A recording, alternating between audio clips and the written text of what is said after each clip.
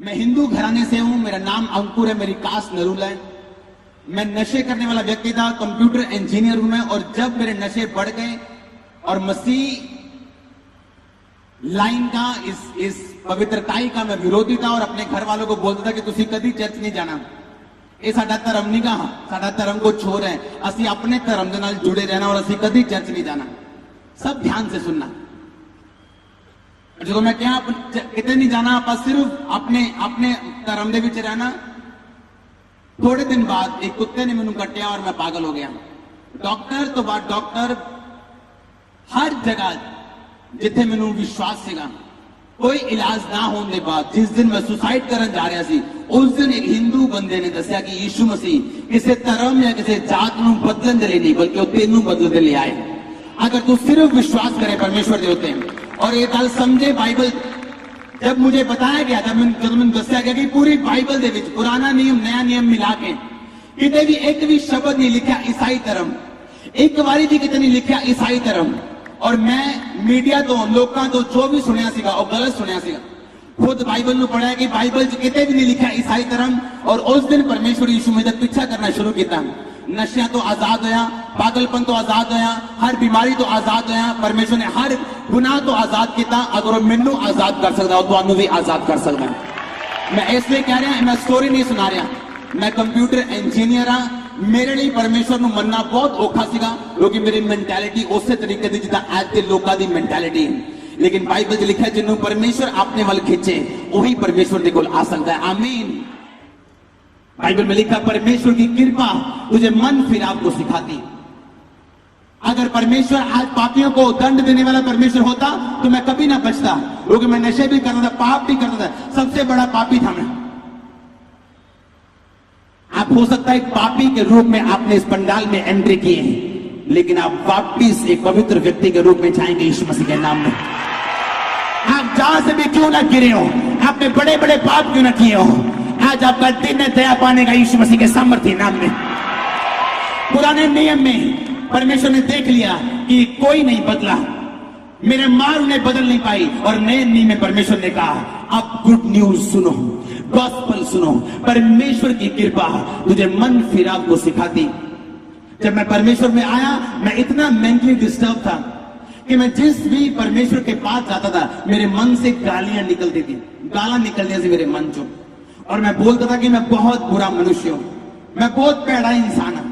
कोई भी किसी भी व्यक्ति के सामने जाऊं तो मुझे गंदे ख्याल आते थे और मैं बोलता था कि मैं बहुत बुरा मनुष्य हूं, मुझे सुसाइड करनी चाहिए। एक दिन परमेश्वर अपने अपने अपने पास्टर से मुझे बोला, परमेश्वर ने कहा मैं तुझे बहुत प्यार करता हूं। मैंने कहा है मुझसे? परमेश्वर मुझसे प्यार करता है? मैंने कहा आपको गलती लगी। कहते परमेश्वर तुझे बहुत प्यार करता है। मैंने कहा मुझसे? मैं तो पापी हूं, मैं गालियां निकालता हूं, मैं नशे करता हूं, मैं सब बुरे काम करता हूं, मुझसे वो प्यार करता है? उसने कहा हाँ परमेश्वर तुझे प्यार करता है। और जैसे ही मुझे परमेश्वर के प्रेम के बारे में समझ आई, नशे कहां गए आज तक नहीं, 10 साल हो गए। बीमारियां कहां गई आज तक नहीं, 10 साल हो गए। आज आपकी दया पाने की दिन रात यीशु मसीह के सामर्थ्य में मैं घोषित करता हूं, उसका दास होने के नाते। Hallelujah, hallelujah. लिखा परमेश्वर की कृपा आपको मन फिराव को सिखाती। जब मैंने देखा कि परमेश्वर मुझसे प्यार करते हैं, मैं हैरान था और मैं बहुत एक्साइटेड भी था। परमेश्वर मुझसे प्यार करते हैं? क्या कोई परमेश्वर मुझसे भी प्यार कर सकता है? जिसको मैंने गालियां निकाली, क्या वो मुझसे प्यार कर सकता है? जब यीशु मसीह में आने के बाद, बपतिस्मा लेने के बाद, परमेश्वर में चलने के बाद, वो दिन खत्म हो चुके जब मैं पाप में था, नशों में था। सुअर मत बनोगी जिसको नहलाया धुलाया और फिर से कीचड़ में चला गया। बाइबल में कुत्ते मत बनोगी, उल्टी की और फिर खा ली। एक बार धुलने के बाद कीचड़ में मत जाओ। अगर आप कीचड़ में हैं, आज आपकी सफाई का दिन है। मैं आपको सच कह रहा हूं, आज आपकी सफाई का दिन है। आप आए किसी और तरह से लेकिन जाएंगे किसी और तरह से यीशु मसीह के नाम में। मैं आपको सच कह रहा हूं, आप आए किसी और तरह से, जाएंगे किसी और तरह से यीशु मसीह के नाम में। आप तैयार हैं या नहीं? अपने पड़ोसी को पूछो क्या तू तैयार है? ऊंची ऊंची ऊंची आवाज में हालेलुया। एक मसीह होने के नाते आपको लड़ना है। हालेलुया। जब मैंने सेवकाई शुरू की 2008 में, बहुत से विरोधी उठे और एक दिन जलंधर एक आश्रय में किसी संत को मार दिया किसी ने। जलंधर में बड़े दंगे हुए। हमारा बिजनेस था, उस बिजनेस को लड़कों ने आग लगा दी हमारे घर के सामने, आंखों के सामने।